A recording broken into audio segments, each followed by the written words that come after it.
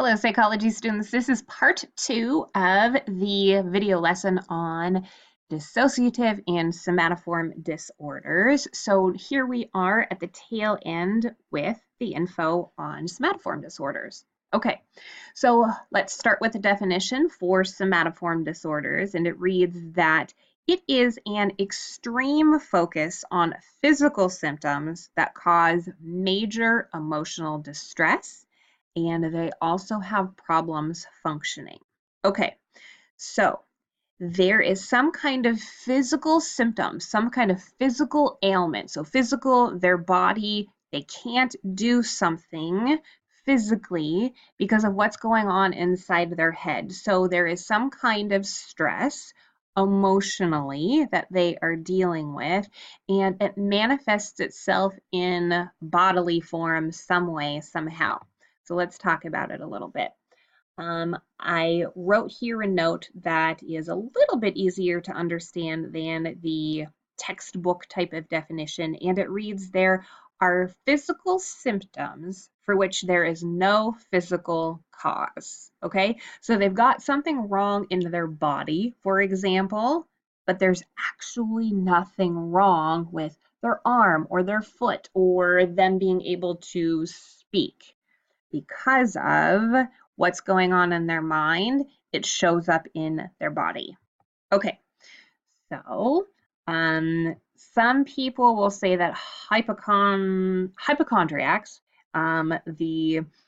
it's not in the DSM anymore, but it was called hypochondriasis. Somebody who thinks that something is wrong with them, but there's actually nothing wrong with them. Okay, so this is a cartoon, obviously, that is about hypochondriasis to give you the idea that the person, the patient, they really do feel like something is wrong with them. It could be their heart. It could be something wrong with their stomach. They feel like they're going to die. They constantly go to the doctor. The doctor might tell them that their tests are free and clear, nothing's wrong with them. The person is okay with it for a little while, but then because they haven't dealt with what's going on with them emotionally, they go back to the doctor. They might even go back to a different doctor to seek a different opinion because the first doctor wasn't right. Okay, so those are hypochondriasis or hypochondriacs fall under somatoform disorders. Okay, another type of somatoform disorder is conversion disorder. And the definition on this one reads that it is characterized by changing emotional difficulty in a loss of physiological function. Okay, so the symptoms create the appearance of a medical illness that has no clear medical explanation. So remember that this is going to sound very, very similar to somatoform disorders, and that's because conversion disorder falls underneath the category of somatoform disorder. Okay, so the last note reads that it affects mainly sensory and motor functions that are normally under voluntary control. So think about limbs, think about our voices. They aren't able to do things that are quote unquote normal because of what is going on with them emotionally. Okay, so perhaps somebody is having to give a speech. Now, for various reasons, they might be very, very stressed out about giving this speech, whether it's in front of a class or a group of board members, but they lose the ability to speak.